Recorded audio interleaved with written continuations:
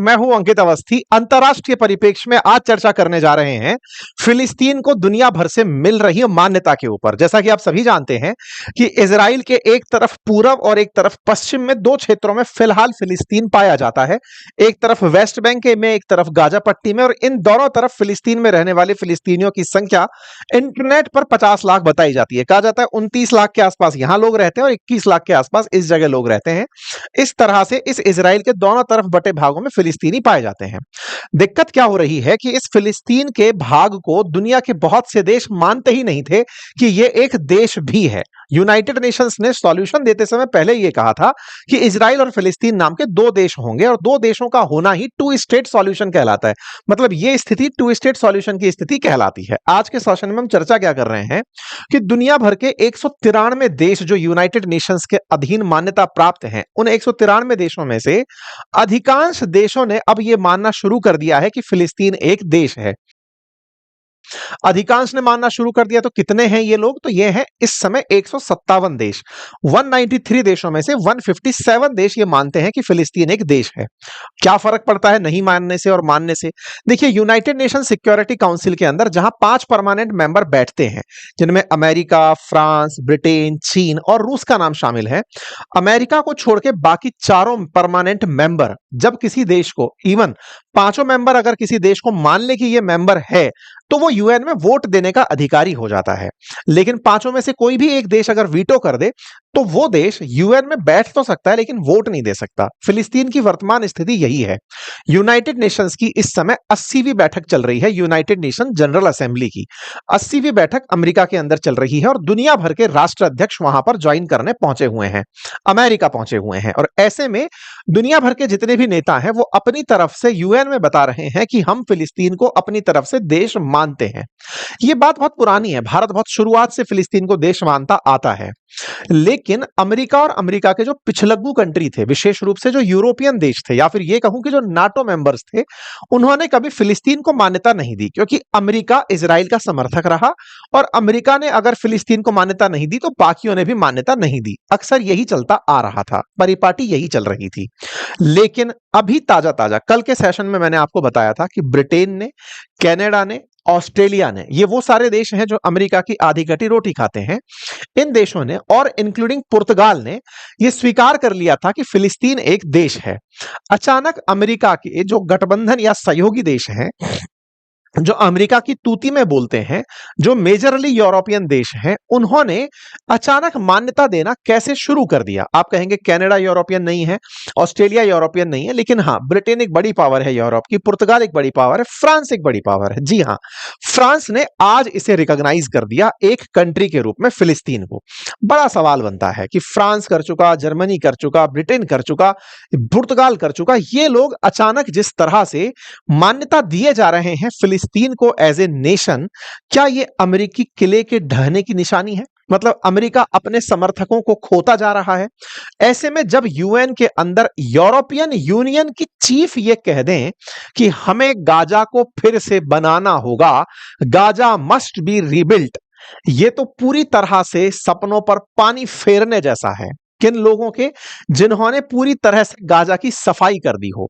आपको मालूम होगा ट्रंप के समर्थन में नेतन्याहू के द्वारा गाजा में जो भी हॉस्टेजेस की तलाश के नाम पर गाजा के साथ बर्ताव किया जा रहा है, जिसमें कि गाजा में लगभग 60,000 से ज्यादा लोगों की जानें जा चुकी हैं, लगभग गाजा पूरी तरह से टूट फूट चुका है, बड़ी संख्या में लोग यहां से पलायन कर रहे हैं।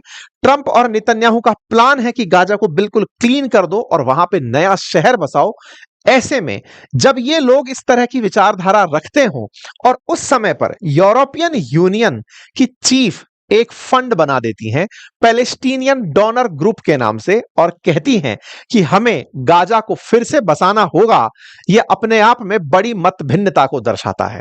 यह दर्शाता है कि अमेरिका और यूरोप अब शायद अलग अलग नावों पर बैठ गए हैं और अलग अलग नावों पर बैठना अमेरिकी वर्चस्व को सीधी चुनौती देने जैसा है, क्योंकि अमेरिका दुनिया को यूक्रेन और रशिया युद्ध के अंदर यूक्रेन के समर्थन में और इजराइल और गाजा युद्ध में इजराइल के समर्थन में लगातार जुटाने में लगा हुआ है।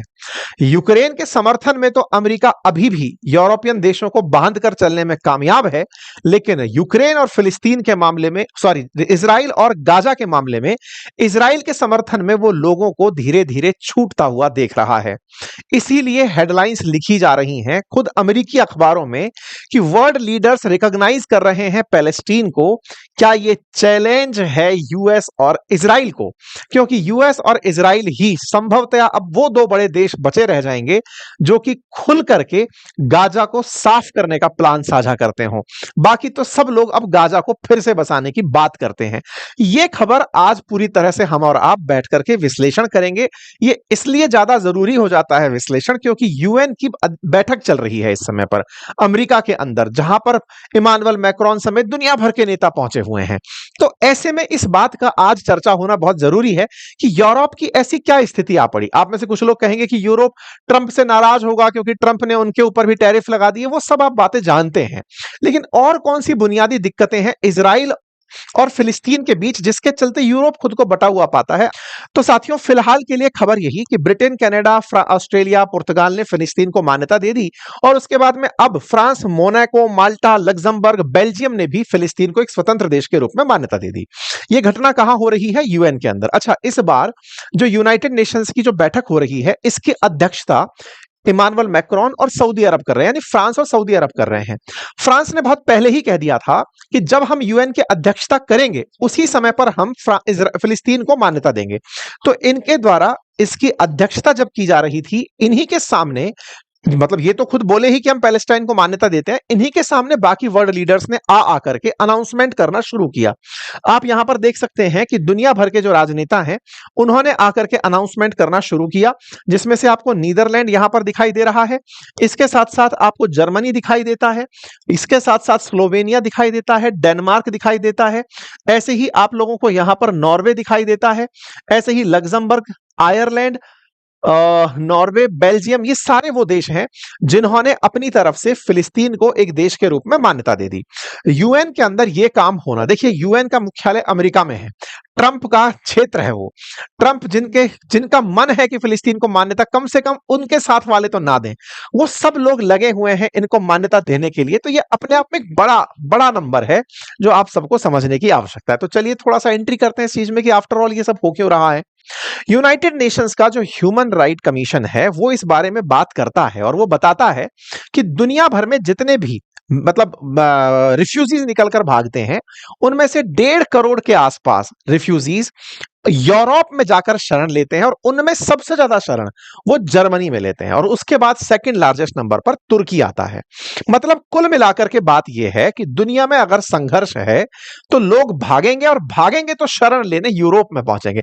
अब तक आपके दिमाग में एक पटकथा बनना शुरू हो चुकी होगी कि अच्छा, फिलिस्तीन की अगर बात हो तो फिलिस्तीन पर भी तो गोले बरसाए जाते हैं और जिस तरह से गाजा पट्टी की सफाई चल रही है, 60,000 के आसपास लोगों के मरने की खबर है, तो बड़ी संख्या में लोग छोड़कर भागे होंगे। तो फिलिस्तीन का पड़ोसी एक तरफ है, मतलब फिलिस्तीन का पड़ोसी एक तरफ तो इजिप्ट है और वेस्ट बैंक का पड़ोसी एक तरफ जॉर्डन है।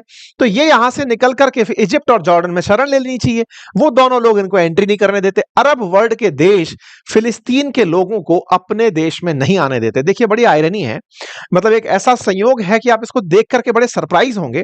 फिलिस्तीनी लोग मेजरली मुस्लिम हैं और मुस्लिम वर्ल्ड के जो अन्य देश हैं जैसे इजिप्ट है या फिर जॉर्डन है, लेबनान है, सीरिया है और भी जैसे सऊदी है या फिर कुवैत, बहरीन, ये तमाम देश ये फिलिस्तीनियों को अपने यहां जगह नहीं देते।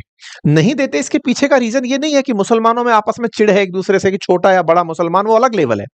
दिक्कत ये है कि उन्हें इजराइल का बहुत डर है। बोले किस बात का डर है सर? इजराइल तो खुद कहता है कि ले लो भाई इन लोगों को अपने यहाँ पे। नहीं, दिक्कत यह है कि जब पहले 6 डे वॉर हुई थी ना शुरुआत में 1967 में, बड़ी संख्या में फिलिस्तीनी निकल करके इजिप्ट में और जॉर्डन में जाकर बस गए थे, सीरिया में चले गए थे, कुछ लोग चल के लेबनान में चले गए थे। इजराइल ने तब तो सबसे कहा था कि हाँ इन लोगों को अपने यहां पर ले लो। लोगों ने ले भी लिया। मुसीबत क्या हुई ना, जो लोग अपना देश छोड़कर गए हैं उनमें अपने देश के प्रति एक चाह तो होगी ही। भाई फिलिस्तीन छोड़ करके अगर कोई दूसरे देश में शरण लिया है तो अपने देश की तो याद आती होगी ना। जब अपने देश की याद आएगी तो फिर वो उस याद में क्या करेगा? याद में खोलेगा, अल्ट्रा नेशनलिस्ट बन जाएगा, आतंकवादी बन जाएगा, एक्सट्रीमिस्ट बन जाएगा, चाहेगा कि मैं इजराइल का बुरा करूं। इजराइल का बुरा करूं किस देश में बैठकर करूं? या तो इजिप्ट में बैठूं या जॉर्डन में बैठूं, बैठ करके वहां गोले फोड़ूं, या लेबनान से करूं या सीरिया से खोलूं, करूं मैं इजराइल पर हमला। इजराइल पर हमला कर वो आदमी रहा है जो भाग कर गया था, लेकिन बदनाम कौन सा देश हो रहा है? जिस देश ने शरण दी थी। जिस देश ने शरण दी थी उस देश पर इजराइल गोले बरसा दे रहा है। मतलब इजराइल पहले तो लोगों को भगा के वहां बिठवाता है, वहां से अगर हमला हो जाए तो उस देश पर हमला कर देता है। तो वो लोग कहते हैं कि भाई सुनो, फिलिस्तीनियों को हम नहीं लेंगे अपने यहां पे, ये लोग आ जाएंगे तो फिर तुम हमारे को मारने आओगे। बड़ी मुश्किल से पीस ट्रीटी चलाते आ रहे हैं। इजिप्ट के साथ तो बहुत बुरा हाल है, सिनाई पेनिनसुला छीन लिया था, स्वेज कैनाल वाला हिस्सा इजराइल ने छीन लिया था 1967 में। वो तब से डर के मारे बैठा, वो कहते 67 साल हो गए, वो सॉरी 40 साल हो गए, अपन भाई पंगा नहीं लेंगे। तो मतलब एक तरीके से उनका अलग ही चल रहा है, वो कहे अपन को नहीं लेना भाई, इस मामले में हाथ ही नहीं डालना, जिसको जाना है जहां जाओ, हम अपने यहां पर नहीं लेंगे। तो फिर कहां जाएंगे ये लोग निकलकर? फिर से पहुंचते हैं यूरोप। मतलब एक तरीके से आप उठाकर देखें तो दुनिया भर के जितने भी रिफ्यूजीज भागकर कहीं जाते हैं, सबसे ज्यादा वो जाकर कहीं जगह लेते हैं तो वो यूरोप में लेते हैं। अब पूछेंगे यूरोप ऐसा क्या दे रहा है? तो सबसे पहले तो साहब यहां पर प्रॉपर बच्चों को एजुकेशन मिलती है, हेल्थ मिलती है, हेल्थ केयर के साथ साथ रहने की जगह मिलती है, और तो और काम करने की आजादी मिलती है। जो रिफ्यूजीज जाते हैं उन रिफ्यूजीज को यहां पर रहने के लिए मतलब एक तरह से उनको पूरा मानव का सम्मान मिलता है। ऐसे में गाजा पट्टी को जो छेदने का प्लान था इजराइल का, वो भारी किस पे पड़ रहा था? वो पड़ रहा था यूरोप पे, क्योंकि गाजा से निकलकर जो भी जा रहा है, कहां जा रहा है? यूरोप में। ये जो बरकर के भीड़ जा रही है, इनका मेजर कहां डेस्टिनेशन है? बोले चलो यूरोप चलते हैं। तो ऐसे में मैंने आपको बता दिया कि अरब देश तो इनको ले नहीं रहे और ये जा रहे हैं यूरोप की यात्रा पर। तो यूरोप की टेंशन ये बढ़ती है कि भाई ये माइग्रेंट हमारे यहां आते हैं, इससे हमारे यहां के संसाधनों पर बहुत बुरा असर पड़ता है, हमारी पूरी की पूरी अर्थव्यवस्था हिल जाती है। अच्छा, इसका एक बड़ा उदाहरण भी है, मैं आपको बताऊं इस समय क्या हो रहा है कि इस जो आपने अभी थोड़े दिन पहले देखा कि ब्रिटेन के अंदर लोगों ने बड़ी मात्रा में सड़कों पर आकर के प्रदर्शन किया था रॉबिन्सन के नेतृत्व में। अभी ब्रिटेन के अंदर प्रदर्शन जब हुआ था, ब्रिटेन में लाखों के करीब आसपास लोग सड़क पर आ गए थे। उन लोगों का कहना यह था कि भाई इमिग्रेंट्स को हमारे देश में आने ही क्यों दे रहे हो? अब वो कहते हैं कि साहब हमारे यहां तो इसलिए आने देते हैं क्योंकि मानव अधिकार है हमारे यहां पे, अधिकारों में परिवर्तन कर दें तो फिर यूरोप नहीं बचेगा, वो तुम्हारे लिए भी अच्छा नहीं होगा। तो इसलिए सरकारें तो है परेशान, जनता भी है परेशान, और जनता इस बात से परेशान है कि इमिग्रेंट्स हमारे यहां आते हैं। ब्रिटेन के हालात आपने सड़कों पर उतरते हुए कुछ दिन पहले देखे थे। जब जेडी वेंस यूरोप में आए तो उन्होंने कहा कि यार यूरोप वालों आंखें खोलो, तुम्हारी असली प्रॉब्लम क्या है पहचानो। तुम ये जो मानव अधिकार का, अपने अच्छे होने का जो स्वांग ओढ़ कर चल रहे हो कि हम माइग्रेंट्स को आने देंगे, ये एक दिन तुम्हारी नस्लों को खत्म कर देंगे।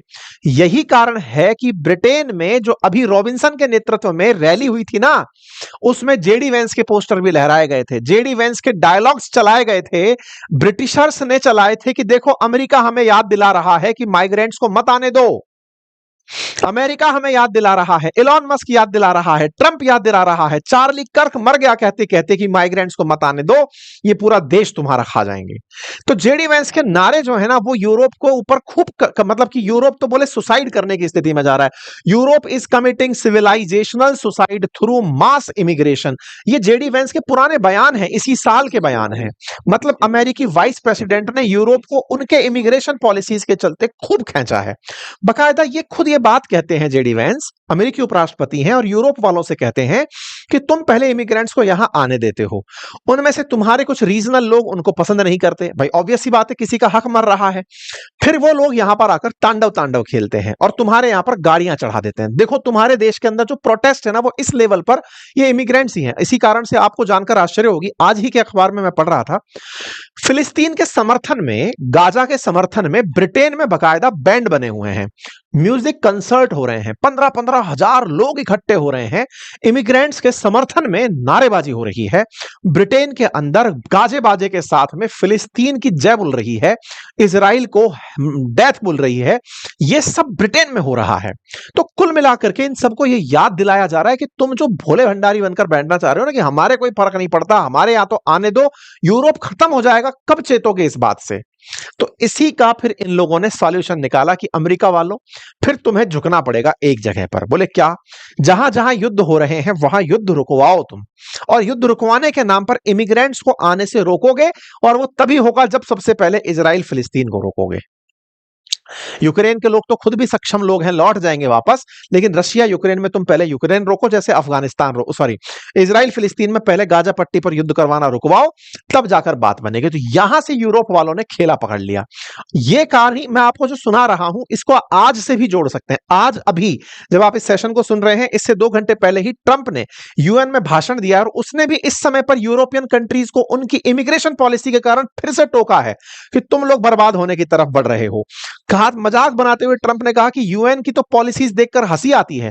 372 मिलियन का कैश असिस्टेंस इन्होंने माइग्रेंट्स के लिए रखा हुआ है, उनके ट्रांसपोर्टेशन, फूड, शेल्टर। अरे क्यों रख रखा है भाई साहब? युद्ध करें ये लोग, लोग प्रस्थान करें, उनके लिए पैसा खर्च कर दे कोई, तो फिर ये उनको भी खींच लेते हैं। खैर, अमेरिका महान, क्यों बोला जाए उसके खिलाफ।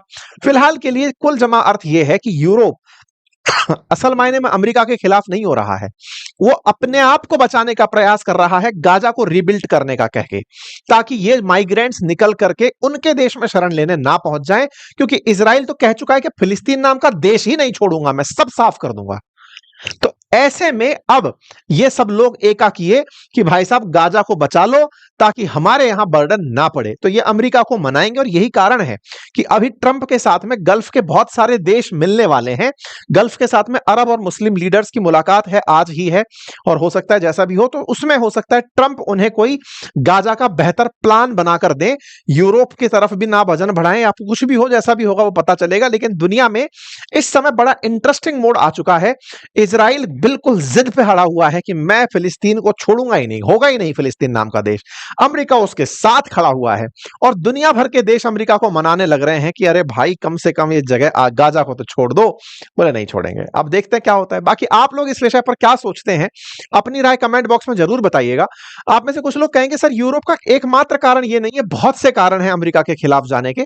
बिल्कुल आप सही सोचते हैं, टैरिफ उनमें से एक बड़ा कारण है, यूरोप का अपना इन्फ्लेशन अपना एक बड़ा कारण है, रशिया के साथ उनके संबंध एक बड़ा कारण है, ऐतिहासिक भी बहुत सारे कारण हैं।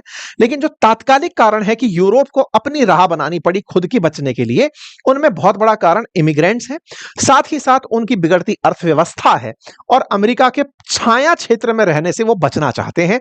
वो अपनी राय रख करके अपने होने का प्रमाण देना चाहते हैं। बाकी आप लोग इसके अतिरिक्त क्या सोचते हैं, जरूर कमेंट बॉक्स में बताइएगा। फिलहाल के लिए इतना ही। चैनल पर नए हैं तो सब्सक्राइब कर लीजिए। Thank you so much.